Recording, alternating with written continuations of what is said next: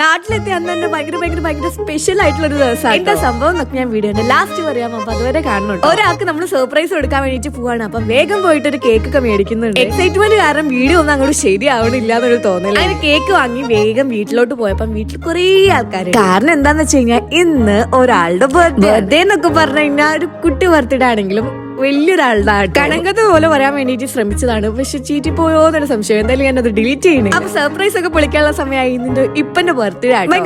ഭയങ്കര സന്തോഷമുള്ളൊരു ദിവസം.